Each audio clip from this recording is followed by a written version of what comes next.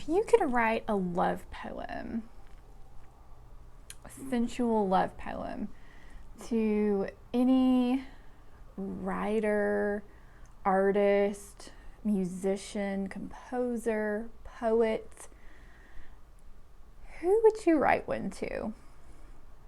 Well, someone has written one to Emily Dickinson, and today we're going to find out who that was. To make you feel as confused as purest love, oh Emily. You said you went in the seas, he wrote on.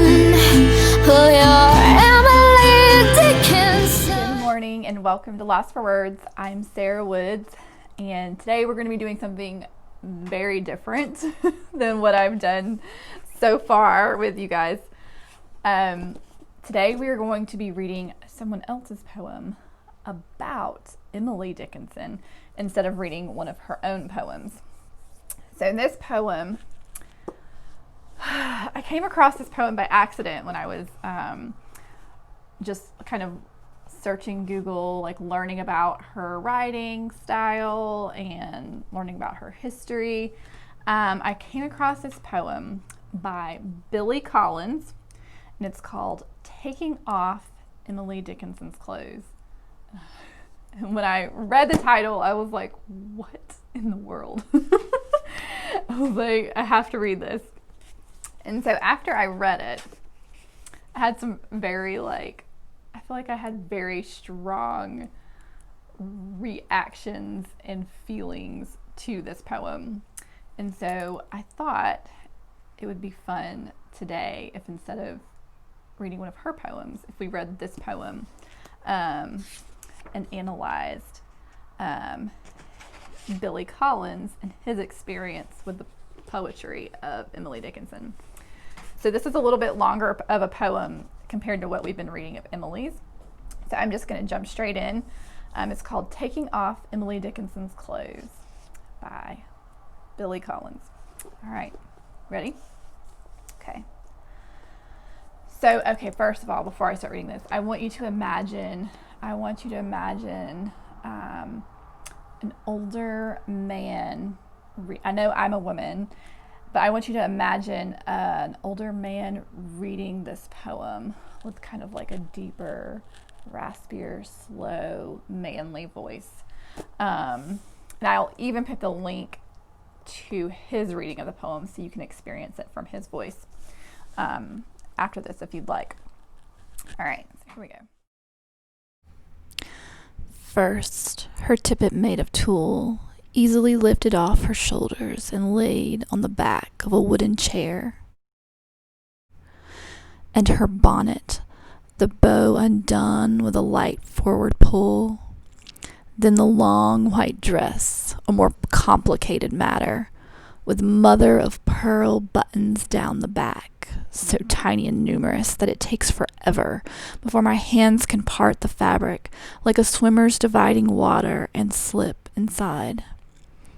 You will want to know that she was standing by an open window in an upstairs bedroom, motionless, a little wide-eyed, looking out at the orchard below, the white dress puddled at her feet on the wide-board hardwood floor. The complexity of women's undergarments in 19th-century America is not to be waved off, and I proceeded like a polar explorer through cliffs, claps and moorings, catches, straps, and whalebone stays, sailing toward the iceberg of her nakedness. Later, I wrote in a notebook, it was like riding a swan into the night, but of course I cannot tell you everything. The way she closed her eyes to the orchard, how her hair tumbled free of its pins, how there were sudden dashes whenever we spoke. What I can tell you is, it was terribly quiet in Amherst that Sabbath afternoon, nothing but a carriage passing the house, a fly buzzing in a window pane. So I could plainly hear her inhale when I undid the very top hook and eye fastener of her corset. And I could hear her sigh when it finally was unloosed, the way some readers sigh when they realize that hope has feathers, that reason is a plank, that life is a loaded gun that looks right at you with a yellow eye. So, okay. When I first read this poem, I found myself very caught up in his voice. Actually, I didn't read it. I listened to Billy Collin read it. So the very first time I listened to it, I was very caught up in his voice and his rhythm and his words, and I was there, like in the room with them, and it was very quiet and romantic, and you could feel the tension and the sensuality and the anticipation. It had such a strong feeling of this woman. Here's this woman with all of this beauty inside of her, and she's never been, almost like he's got this woman in front of him that's never been touched, that's fresh, that's new, and he's the one who's going to see her naked for the first time, the first one to see underneath her white dress. So you can feel this sensuality, you can feel the anticipation, you can feel his sense of what's the word? Yes, I got the treasure. He's the one who gets to unwrap her. Somebody else didn't beat him to it. So it's this feeling of it's all for himself. So you get those feelings when you read it. So I got very wrapped up in all the feeling of it. And, but then I had this moment when I realized it made me, for some reason it made me upset, it made me angry. And I was like, well, what the crap? Emily Dickinson didn't ask you to make love to her, to take off her clothes. And Emily Dickinson is dead. She's not even here to defend herself. So it just made me realize I was like, oh, Emily Dickinson can, millions of men, if they wanted to, could just decide to write their fantasy experience with her and put it in a poem, and could experience making love to their idea of her on paper as many times as they want, and she could never say a thing because she's dead. And so my first initial reaction was, I freaking hate this poem. It made me really angry. And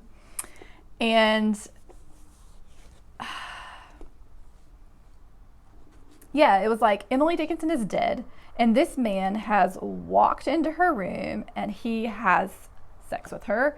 He rides the swan and she isn't here to consent or refuse the situation. She has all this happening to her, and he describes her like this frozen deer, wide-eyed and still and frozen, she can't move, you know what I mean? And but in reality, Emily Dickinson has no part in this poem, and isn't there to really respond. This is all in this man's imagination. So my initial reaction to this poem was I was furious, and I was ready to go find Billy Collin and say all kinds of nasty things on behalf of Emily Dickinson. But then I was like, okay, let's read it a couple of times to make sure you understand it before you're ready to just do bad things to Billy Collin. So I read it a couple of times, and I realized that the end of this poem, it sort of turns it around for me, and I start to like it just a smidge. And I feel like what turns it around is Okay, so he says, and I could hear her sigh when it finally was unloosed, the way some readers sigh when they realize that hope has feathers, that reason is a plank, that life is a loaded gun that looks right at you with a yellow eye. So I feel like at the end of this, he sort of turns it around and he starts to quote famous, like really strong, amazing lines from some of her poetry that people really like latch onto when they read her poetry. And he says, the way some readers sigh when they realize, and he starts like listing these lines from her poetry. And it's sort of like, I feel like he is saying that when we as readers encounter Emily Dickinson, when we read her poetry for the first time, that all those things that he just described doing to her, to me, it almost makes me feel like he is saying that is what her words do to him when he reads her poetry. And in a way, I guess I realized, I'm like, oh, like he's complimenting her. Like he's trying to say like, this is how your poetry moves us, your readers. And so I feel like once I realized like how he turned things around and like what his point was, why he was saying it, it was kind of like, oh, okay, like, and this is a compliment to her. So I was like, okay. So it kind of made me feel like, okay, so this is what it's like he's trying to show us what it's like to read a poem by Emily Dickinson.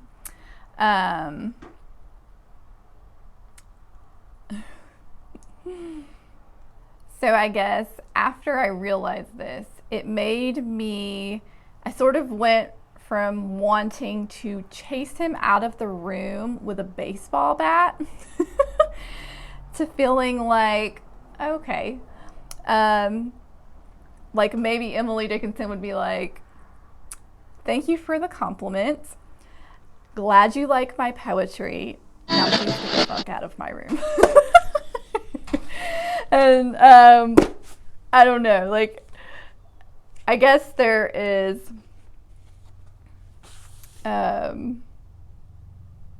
there was just a huge part of me that wanted to stand up for Emily Dickinson and be like what would she want? Like, how would she feel about, you know, this man writing a poem like basically making love to her for the first time? And I'm like, what would her response be? Like, would she be like, oh, that's amazing and beautiful? Like, or would she be like, all right, guy, you need to back the crap up and let me tell you, I'm about to write you a poem and show you what I mean. I'm like, what would she write back? So I decided that since I have been conjuring Emily Dickinson in my last bits of poetry I've been exploring, I decided that if Billy Collins can conjure her to make love to her, I can conjure Emily Dickinson to write a response. So I just wrote a very short little poem, and I'm going to read it to you now. He reached to undo my buttons, mother of pearl, mistaking this dress innocence. Yelping, he tumbled backward, dashing, dashing, dashing for the door. Of course, I burned him. That's what flames, white hot dresses, I mean fires, do. So, Mr. Billy Collins, on behalf of Emily Dickinson, we can't forget about the dash. She does take our breath away. She definitely takes our breath away and builds anticipation. But she also has a lot of very surprising. He has lines that are sort of like, that make you feel like whiplash and keep you in check. You don't get lulled to sleep by her poems and their rhythms and their rhyming. That her dashes and her sort of random, surprising lines that she lays right in the middle of her poem sometimes, or right at the end, to keep us from being able to pin her down. You can't forget about that side of Emily Dickinson. And honestly, I think Mr. Collins is very aware of this in Emily's poetry. And I think that's why he actually ended his poem with that last line, that life is a loaded gun that looks right at you with a yellow eye. Sort of showing you that surprising side of Emily Dickinson. But when I read his poem, I just could not resist writing a comeback from Emily Dickinson. Couldn't help myself. So, yes, if you have an artist or composer, actress, poet, writer, someone that throughout history that's already passed, that when you read their work, you connect to in a really powerful way, that makes you feel really strong feelings, just like Mr. Collins. Who would that be for you? I'd be very curious to know.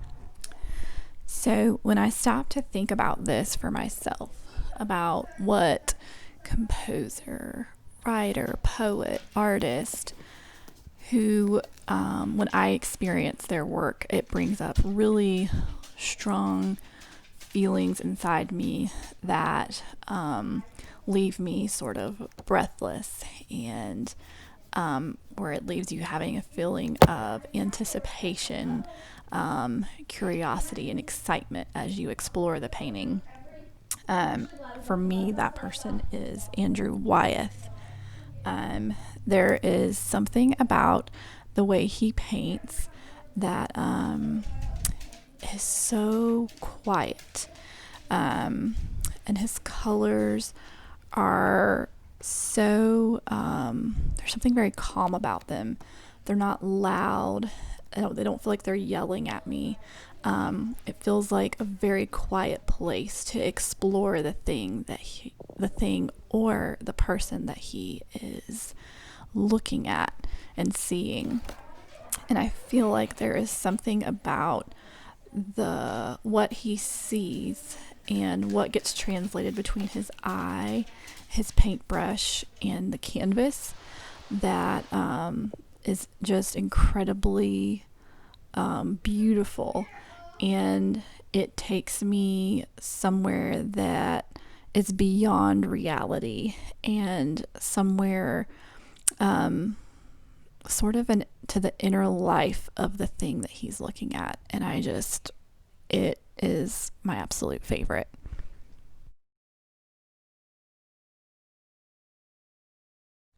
But anyway, that's all for today. Thank you for joining me on this very weird week of exploring Emily Dickinson.